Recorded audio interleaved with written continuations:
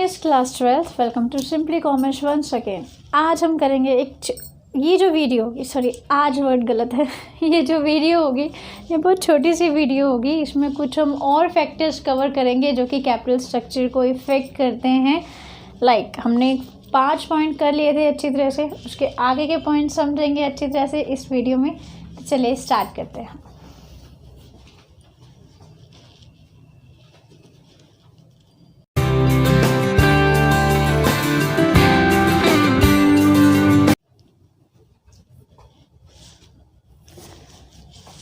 Yes बेटा, next points easiest points फटाफट होंगे। राइट, 6 पॉइंट क्या इफेक्ट कर रहा है कैपिटल स्ट्रक्चर को? Flotation cost. मैंने आपको समझाया हुआ है फ्लोटेशन कॉस्ट क्या होती है। उन स्टूडेंट्स के लिए जिनको नहीं पता फ्लोटेशन कॉस्ट क्या होती है बेटा, जब भी हम कोई भी सिक्योरिटी इशू करते हैं, मतलब या हम इक्विटी इशू कर रहे हैं, डिबेंचर्स इशू कर रहे हैं, या फिर आप बैंक से लोन ले रहे हैं, तो ऐसे में आपको कितनी फॉर्मेलिटीज़ पूरी करनी पड़ती हैं, मतलब उसमें कितना पैसा लगाना पड़ रहा है। जैसे आप करके आए हैं, जब आपने क्लास 11 में किया था, फॉर्मेशन ऑफ कंपनी में था ये कि आप कैसे कैपिटल को गेट करते हैं। तो आपने कैसे पढ़ा था कि इक्विटी शेयर्स इशू करें, lot of formalities have to be done for that. बहुत सारी करनी पड़ती थी फॉर्मेलिटीज़। नॉट ओनली दैट, बहुत पैसे खर्च करने पड़ते थे। प्रोस्पेक्टिव शुरू करना, उस पर पैसे, ब्रोकर्स अपॉइंट करना, उस पर पैसे, डिफरेंट डॉक्यूमेंट्स बनाना, उस पर पैसे, मतलब बहुत ज़्यादा पैसा खर्च करना पड़ता था। तो मतलब किसी भी सिक्योरिटी को इशू करने के लिए कितना पैसा खर्च करना पड़ रहा है, वही फ्लोटेशन कॉस्ट है। और हमेशा ध्यान रखिए, इक्विटी को या फिर शेयर्स इशू करने में ज़्यादा पैसा खर्च होता है कंपेयर टू डेट। मतलब अगर डेट पे जाते हैं, डिबेंचर इशू करते हैं, या फिर आप बोरो करते हैं किसी बैंक से या फाइनेंशियल इंस्टीट्यूशन से, तो ऐसे में आपको कम पैसा खर्च करना पड़ता है उसको गेट करने के लिए। लेकिन इक्विटी को इशू करने के लिए ज़्यादा पैसा खर्च करना पड़ता है। और अगर फाइनेंशियल मैनेजर के दिमाग में ये है कि नहीं फ्लोटेशन कॉस्ट कम रखनी है, तो वो डेट इशू करेगा। और अगर उसको फ्लोटेशन कॉस्ट से कोई फ़र्क नहीं पड़ता है, उसके लिए बाकी के फैक्टर्स ज़्यादा इंपॉर्टेंट हैं, तो फिर ऐसे में वो इक्विटी भी इशू कर सकता है। राइट, चलिए नेक्स्ट, कंट्रोल कंसिडरेशन वाला पॉइंट भी मैंने अच्छे से समझा रखा है आपको। कंट्रोल कंसिडरेशन का मतलब क्या था, एक बार स्टार्टिंग से करते हैं। एक्चुअली में कंट्रोल कौन करता है कंपनी को? कंपनी के इक्विटी शेयर होल्डर्स। क्यों? क्योंकि कंपनी के जो इक्विटी शेयर होल्डर्स होते हैं, they are the owner of the company. तो वो क्या कर रहे हैं? कंपनी को कंट्रोल भी करते हैं, कंपनी के डिसीजन मेकिंग में भी पार्टिसिपेट करते हैं। क्या डिसीजन लिया जाएगा, कैसे डिसीजन लिया जाएगा, उन सब में वो अपना पार्टिसिपेशन करते हैं। राइट, अब अगर मैं बात करूँ डेट की, क्योंकि they are not the owner of the company, they are the lender of the company, क्योंकि उन्होंने पैसा उधार दे रखा है बिजनेस को, तो फिर वो कंपनी को कंट्रोल नहीं करते हैं। वो तो सिर्फ अपना इंटरेस्ट लेंगे और वो साइड पे हो जाएंगे। अगर कंपनी को पैसे की ज़रूरत पड़ती है और कंपनी ने पहले से ही इक्विटी शेयर्स इशू कर रखे हैं, सपोज़ एग्जांपल लेते हैं, कंपनी ने 10,000 इक्विटी शेयर इशू कर रखे हैं जो कि 10-10 रुपये के हैं, मतलब 1 लाख की कैपिटल अरेंज कर रखी है उसने इक्विटी शेयर होल्डर से, और 1 लाख की कैपिटल अरेंज कर रखी है डेट से या डिबेंचर इशू करके, मतलब 2 लाख की कैपिटल है एक कंपनी के पास। अब कंपनी को और पैसा चाहिए, उसको चाहिए 1 लाख मोर। तो अब फाइनेंशियल मैनेजर डिसाइड कर रहा है कि मैं अपने कैपिटल स्ट्रक्चर में इक्विटी बढ़ाऊं या फिर डेट बढ़ाऊं। तो वो सोचेगा कि क्या मुझे कंट्रोल, क्योंकि कंट्रोल कौन कर रहा है यहाँ पे? इक्विटी वाले। तो अगर वो इक्विटी इशू करता है, सपोज उसने इक्विटी इशू कर दी, उसको 1 लाख रुपए की जरूरत थी 1 लाख की, तो वो क्या कर रहा है? 10,000 और इक्विटी इशू कर देता है, और वहाँ से वो क्या करता है? 1 लाख रुपए अरेंज कर लेता है। लेकिन यहाँ पर ध्यान रखो, यहाँ पर उसने जो 10,000 इक्विटी शेयर इशू किए, मतलब अब कंपनी को कंट्रोल करने वाले लोग कितने हो गए? पहले तो 10,000 थे, 10,000 और अब टोटल 20,000 लोग कंट्रोल करेंगे एक कंपनी को। मतलब एक कंपनी का जो कंट्रोल है वो डाइल्यूट हो गया, या फिर हम ये कहते हैं कि बढ़ गया, ये भी कह सकते हो कि कंपनी को कंट्रोल करने वाले लोग बढ़ गए। तो अगर ये इसके जगह डेट को लेता तो कोई नहीं बढ़ता, कोई, क्योंकि ये लोग तो क्या करते हैं, अपना इंटरेस्ट लेंगे, साइड पे हो जाएंगे, ये तो कोई कंट्रोल नहीं करते हैं। तो अगर कंपनी चाहती है कि कंपनी के जो कंट्रोल है वो उन्हीं शेयर होल्डर्स के बीच में ही रहे, मतलब और लोग ना आए उसको कंट्रोल करने के लिए, तो ऐसे में कंपनी को डेट इशू करना चाहिए। लेकिन इसके उल्टा अगर एक फाइनेंशियल मैनेजर को कोई फ़र्क नहीं पड़ता या कंपनी को कोई फ़र्क नहीं पड़ता कि कितने भी कंट्रोल करने वाले बढ़ जाएं या कितने भी ओनर ऑफ द कंपनी बढ़ जाएं, तो ऐसे में इक्विटी इशू कीजिए। तो कंट्रोल कंसिडरेशन भी बहुत ज़्यादा मैटर करता है, क्योंकि इक्विटी शेयर होल्डर्स कंट्रोल करते हैं, तो इसीलिए इक्विटी सोच समझ के इशू करना चाहिए, क्योंकि इनको और इशू करने पे कंट्रोल करने वाले लोग और बढ़ जाते हैं, राइट। चलिए, नेक्स्ट इज़ फ्लैक्सिबिलिटी। फ्लैक्सिबिलिटी का मतलब ये होता है ऐसा सोर्स ऑफ फाइनेंस जो कि फ्लैक्सिबल हो, मतलब जब चाहे ले सकें, जब चाहे वापस कर सकें, तो फ्लैक्सिबिलिटी। अब इक्विटी का देखो बेटा, इक्विटी शेयर्स वो शेयर्स होते हैं जिसको कंपनी पूरे लाइफ टाइम में वापसी नहीं करते। कंपनी पूरे लाइफ टाइम में उसको वापसी नहीं कर पा रही, हालांकि उसके पास मनी भी है, तो भी वो इक्विटी शेयर्स को पैसे नहीं दे सकती। उसको पूरे life time equity share holders को डिविडेंड देना ही पड़ेगा, मतलब ये एक कॉस्ट जो कि उसको पूरे लाइफ टाइम, कंपनी के लाइफ टाइम बेयर करनी पड़ेगी। तो मतलब इक्विटी शेयर्स में कोई फ्लेक्सिबिलिटी नहीं है, मतलब जब चाहे उनको वापसी करके कंपनी अपना बर्डन कम नहीं कर सकती कि येस अगर मैं इनको वापसी कर दूं तो मुझे डिविडेंड नहीं देना पड़ेगा, ये बर्डन मेरा कम हो जाएगा, तो ऐसा नहीं हो सकता। लेकिन बोरोड फंड में ऐसा होता है, बोरोड फंड में फ्लेक्सिबिलिटी पाई जाती है, जब चाहिए आप ले लीजिए और जब आपके पास पैसा हो तो आप उसको रिटर्न कर दीजिए। जैसे आप एग्जांपल समझते हैं बैंक का, बैंक से आप लोन लेते हैं, पैसा आपके पास ज़्यादा है, सपोज़ किसी टाइम आ जाता है, आप इसके कैपेबल बन जाते हैं कि मैं पैसा वापसी लौटा सकता हूँ, तो आप टाइम से पहले पैसा वापसी लौटा दीजिए ताकि आपको इंटरेस्ट ना देना पड़े उस पर, तो आप अपने इंटरेस्ट के बर्डन को कम कर सकते हैं। ऐसे ही कंपनी को अगर फ्लैक्सिबिलिटी चाहिए अपने फाइनेंशियल सोर्स में, तो फिर उसको डेट अडॉप्ट करना चाहिए, क्योंकि उसको वो टाइम से पहले भी वापसी कर सकती है और अपने इंटरेस्ट देने वाले बर्डन को भी ख़त्म कर सकती है। लेकिन इक्विटी को कभी भी कंपनी वापसी नहीं कर सकती है, और कंपनी को अगर फ्लैक्सिबिलिटी नहीं चाहिए कि जब चाहे मैं वापसी कर दूं, या फ्लैक्सिबिलिटी पे ज़्यादा जोर नहीं है, तो ऐसे में वो अपने कैपिटल स्ट्रक्चर में इक्विटी को ज़्यादा इशू कर सकते हैं। अब आप मेरे से एक क्वेश्चन पूछ सकते हैं कि मैम ऐसा हो सकता है कि सारे के सारे डेट इशू कर दी जाए, इक्विटी की ज़रूरत क्या है, इक्विटी इशू ही मत करो। बेटा ऐसा नहीं होता, कंपनी को चलाने के लिए इक्विटी का होना ज़रूरी है। इक्विटी के बिना कोई कंपनी नहीं बनती। ओनर के बिना कैसे कंपनी बन सकती है, क्योंकि ओनर होते हैं इक्विटी शेयर होल्डर, तो ओनर के बिना कंपनी चलेगी कैसे, या ओनर के बिना हम किसी भी बिज़नेस को इमेजिन कैसे कर सकते हैं। तो इक्विटी का होना ज़रूरी है किसी भी कंपनी के फाइनेंशियल स्ट्रक्चर में या कैपिटल स्ट्रक्चर में, राइट। चलिए नेक्स्ट करते हैं, cost of equity capital. Equity capital की कॉस्ट क्या है। तो अगर हमसे कोई पूछे तो अभी तक हमने किया कि yes, that is the cheapest source of finance and equity is a costlier source of finance. क्यों, क्योंकि इक्विटी शेयर होल्डर सबसे ज़्यादा रिस्क बेयर करते हैं, इसीलिए वो एक्सपेक्ट भी करते हैं, क्योंकि वो सबसे ज़्यादा रिस्क बेयर कर रहे हैं, डिविडेंड मिलेगा नहीं मिलेगा इसका कोई भरोसा नहीं है, मतलब वो सबसे ज़्यादा रिस्क बेयर कर रहे हैं, तो वो ज़्यादा एक्सपेक्ट भी करते हैं कि हम लोगों को ज़्यादा डिविडेंड भी दिया जाए, इन जो कि आप डिबेंचर्स या बोरोड फंड को आप इंटरेस्ट दे रहे हो उससे ज़्यादा हमें डिविडेंड दो।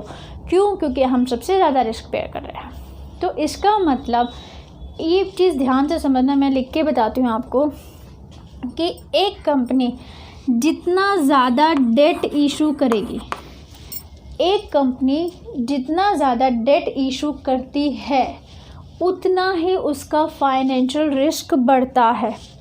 फाइनेंशियल रिस्क, एक सेकेंड,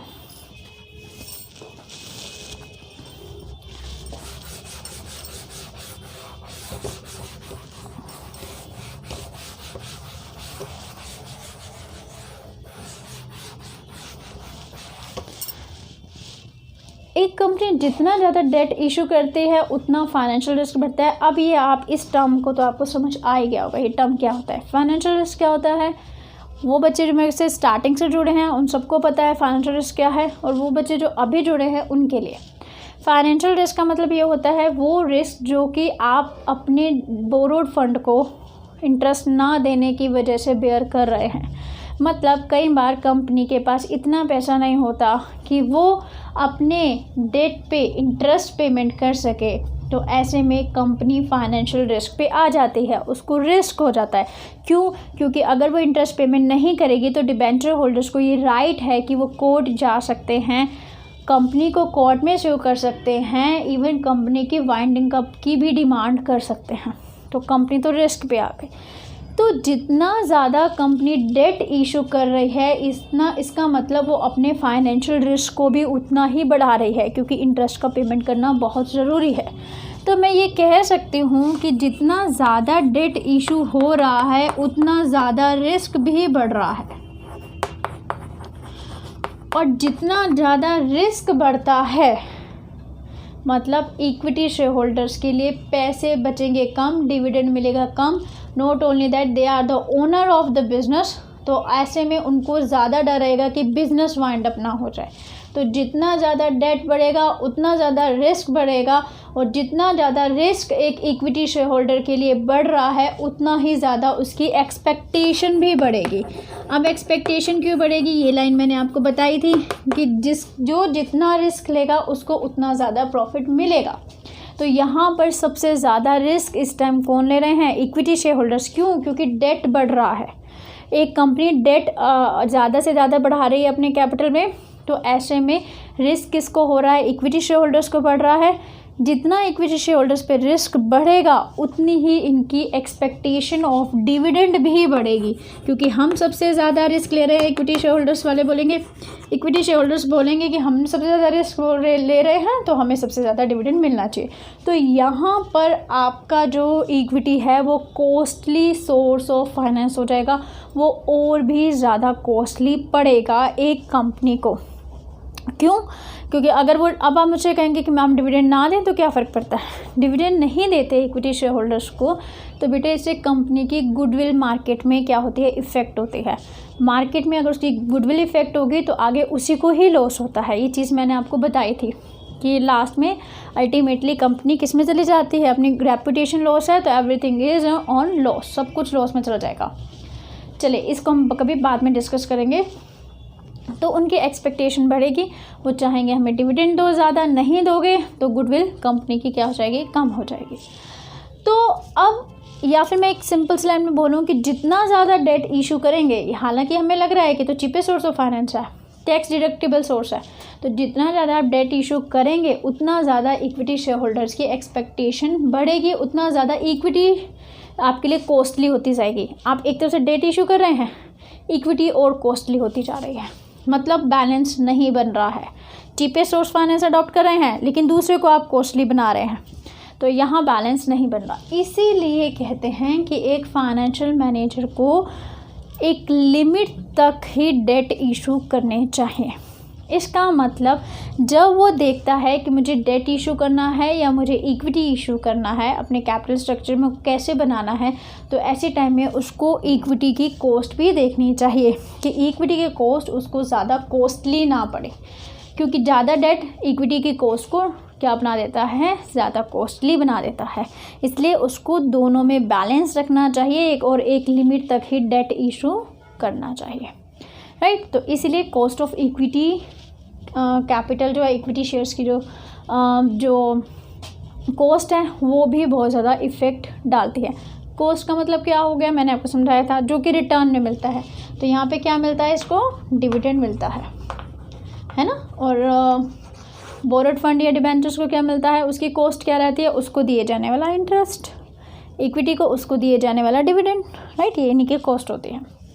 चलिए नेक्स्ट करते हैं। Next is interest coverage ratio. Interest coverage ratio एक फाइनेंशियल मैनेजर को देखना चाहिए उसका प्रॉफिट कितना इंटरेस्ट कवर कर रहा है। एक सिंपल सा एग्जांपल लेते हैं हम।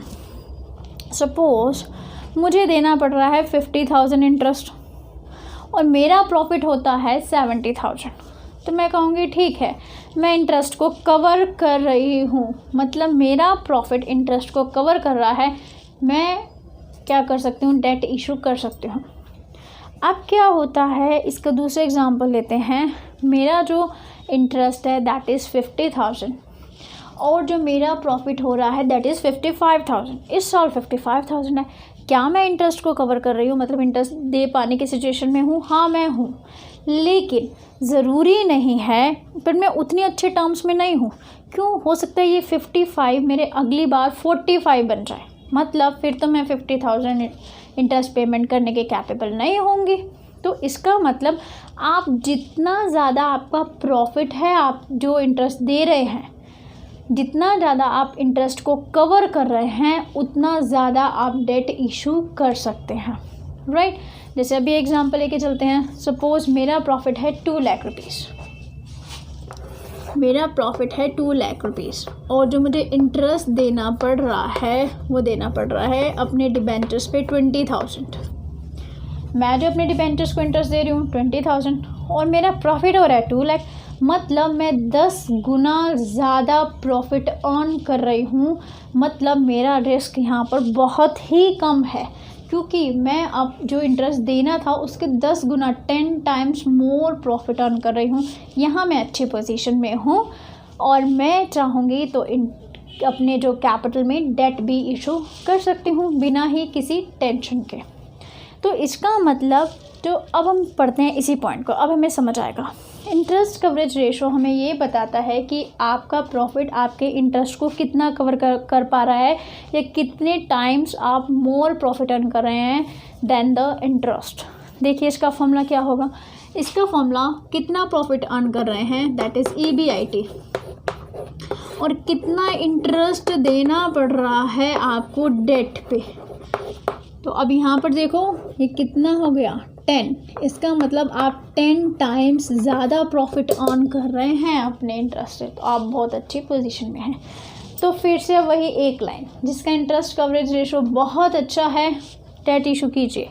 इंटरेस्ट कवरेज बहुत अच्छी तरह से कर पा रहे हैं, लेकिन अगर इंटरेस्ट कवरेज रेशो अच्छा नहीं है, आप अपने प्रॉफिट में से इंटरेस्ट को नहीं निकाल पा रहे हैं, तो ऐसे में आपको डेट पर नहीं जाना चाहिए। क्यों? क्योंकि ये तो फिर रिस्की हो जाएगा। आप किसी टाइम इंटरेस्ट पेमेंट नहीं कर पाए तो बहुत ज़्यादा मुश्किल खड़ी हो जाएगी, फाइनेंशियल रिस्क हो जाएगा, राइट।